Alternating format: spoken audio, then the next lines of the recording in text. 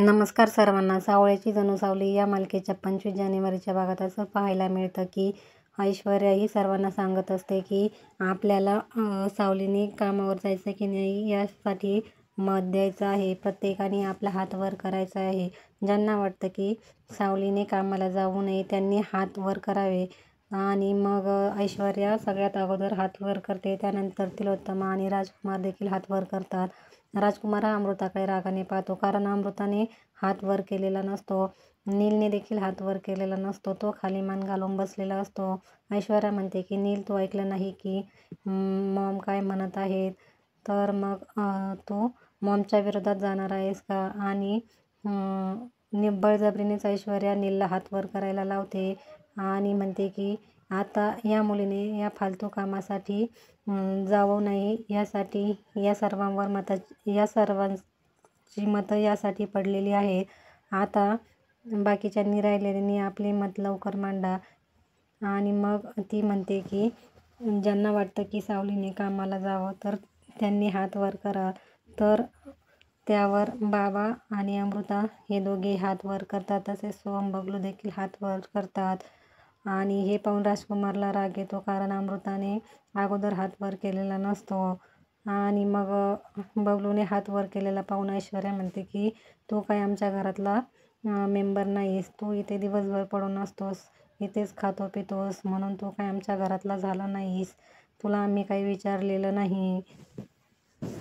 तुला काही निर्णय देण्याचा अधिकार नाही, असा ती बबलूचा अपमान करत असते. त्यावर बाबा लगेच ऐश्वर्याला ओरडतात की ऐश्वर्या, बबलू या घरातला सदस्य आहे. मेंदळे आडनाव जरी नसलं तरी तो माझा मुलगा आहे. मी त्याला माझा मुलगाच मानला आहे. हे तू कायम लक्षात ठेवायचंस. आणि बाबा म्हणतात की तिलोत्तमा, तुझं यावर काय म्हणणं आहे? तर ती देखील म्हणते की हो, तुम्ही म्हणताय ते बरोबर आहे. आणि बबलू हा माझ्या मुलासारखा आणि या घरातला सदस्य आहे.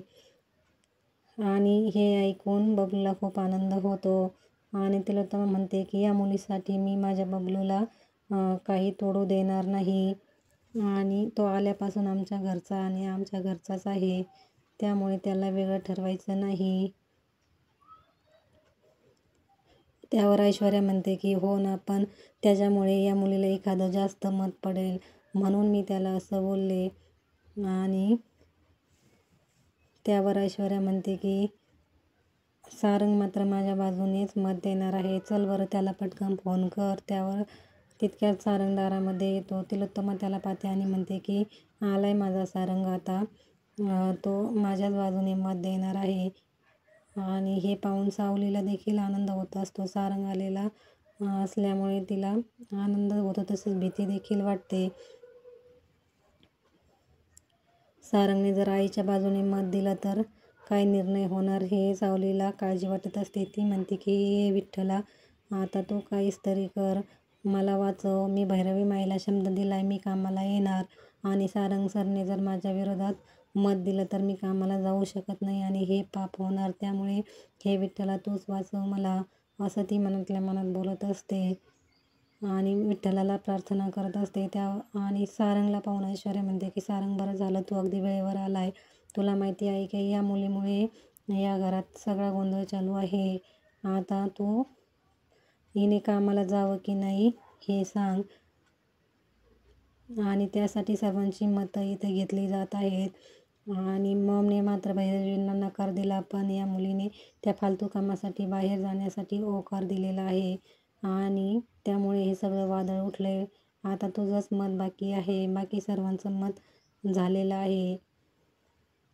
तू जे मत देणार आता तोच निर्णय होणार, असं ऐश्वर्या सारंगला म्हणते.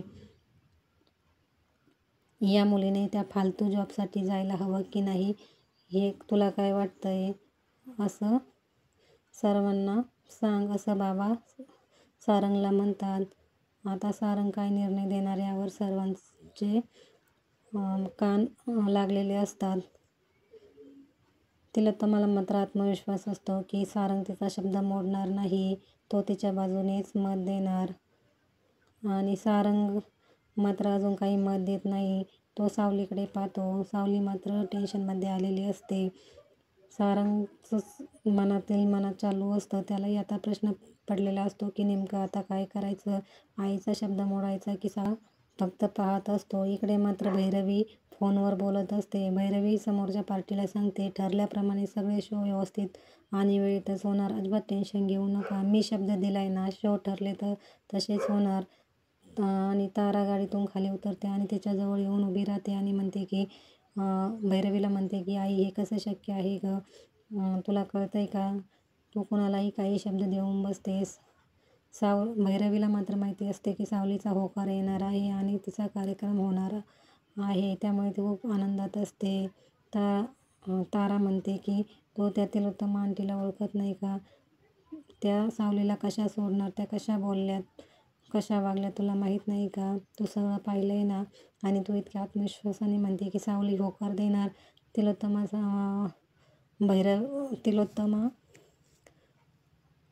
या त्या सावलीला मात्र येऊ देणार नाहीत. हे ऐकून भैरवी हसते आणि म्हणते, तारा तुझ्या आईला तू ओळखलंच नाही. मी पूर्ण विश्वास असल्याशिवाय कोणालाही शब्द देत नाही. त्यामुळे तू चिडू नको आणि टेन्शन घेऊ नको. तारा तुला माहिती आहे का? तिलोत्तमाच्या कानावर मी मुद्दाम घातलंय. कारण सावली तिलोत्तमाच्या मर्जीच्या विरुद्ध जाणार आणि घराबाहेर येणार. आणि सावली तिलोत्तमाच्या मर्जीच्या विरोधात जाऊन घराबाहेर पडणार तेव्हा खरी मजा येणार. आणि माझा काय हेतू आहे ना तो साध्य होणार. खरी मजा नंतरच येणार आहे. तुला काही माहिती नाही आहे, असं भैरवी ताराला म्हणते. आणि मी मात्र एकाच दगडात 2 पक्षी मारणार आहे आणि आपलं काम होणार आहे. तारा तुला कळतंय का? तर तारा म्हणते, आई तुला काही कळत नाही. या गोष्टीने अजून अवघड होणार. सोपं काही होणार नाही. भैरवी म्हणते, तारा तू जरा शांत बस गं. तू टेन्शन घेऊ नको. तू तुझ्या मम्माला ओळखते ना. मी सगळं काही व्यवस्थित करेन. तू फक्त शांत राहा. आणि भैरवी मनातल्या मनात म्हणत असते, तिलोत्तमाला तिच्या विरुद्ध गेलेलं खपणार नाही आणि सावली तिच्या विरोधात जाऊन माझ्या कार्यक्रमाला येणार हे तिलोत्तमाला अजिबात सहन होणार नाही. ती सावलीला घरातून काढून देणार आणि आपोआपच सावली माझ्या ताब्यात येणार आणि मला तिच्या पाया पडण्याची वेळ येणार नाही. मी जे जाळं टाकले ते अगदी योग्य आहे आणि निशाणाही योग्य लागलाय. सावली आता परत भैरवीच्या ताब्यात येणार.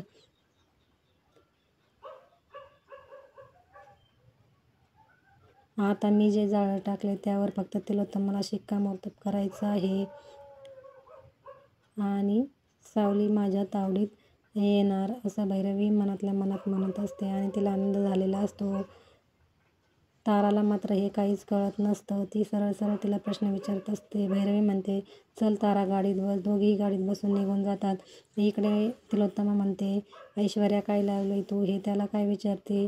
सारंग माझा कधी शब्द मोडणार नाही. तो माझ्या विरोधात जाणार नाही.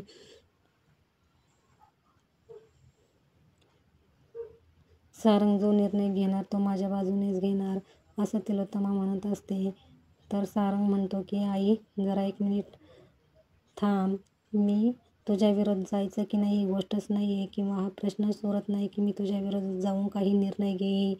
आणि वहिनी तू या कामाला फालतू म्हणतेस. सारंग ऐश्वर्याला प्रश्न विचारतो, किती वेळा ऐकलंय मी की फालतू काम म्हणजे काय?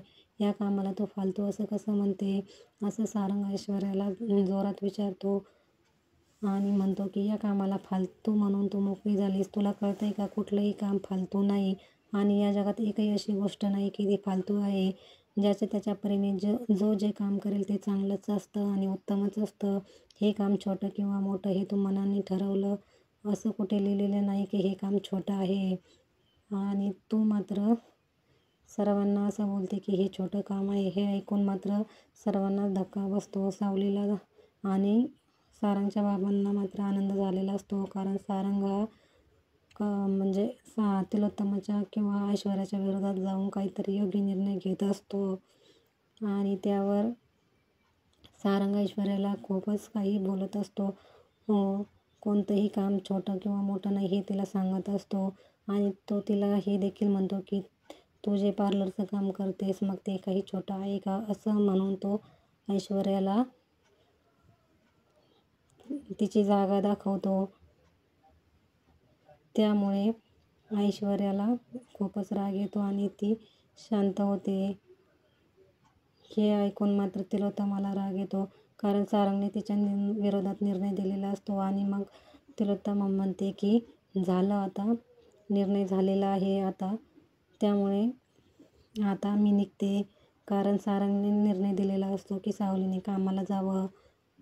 आणि त्यामुळे तिलोत्तमाला खूप राग येतो आणि ती रूममध्ये निघून जाते. बाकी सर्वजण देखील रूममध्ये निघून जातात. फक्त तिथे सारंग आणि सावलीच उभे असतात. आणि मग सावलीला देखील खूप आनंद झालेला असतो. ती विठ्ठलाच्या मूर्तीसमोर उभी राहते आणि विठ्ठलाला हात जोडते आणि म्हणते की विठ्ठला, तुझा खेळ खूप निराळा आहे. मी मात्र माणूस आहे. मी घाबरून जाते, परंतु वेळेला सावरून नेतोस. मी माणूस आहे, त्यामुळे घाबरायला होतं. आणि विठ्ठलाचे सावली आभार मानते आणि म्हणते की विठ्ठला, तू सगळं ऐकतोस ना. मग एकाएक आता सारंग सरांना कायम सुखरूप ठेव. आणि ती हात जोडते आणि मागे फिरते तर सारंग तिच्या मागे उभा असतो.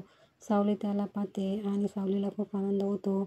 तर सारंग म्हणतो की मी तुला हेच सांगायला इथे आलो की तुला जर वाटत असेल कामाला जायचं तर तू नक्कीच जाऊ शकते. घरात भांडण झालं किंवा काही घडलं तर त्यामुळे तू कामाला जायचं नाही, असं काही नाही, असं सारंग तिला समजावून सांगतो.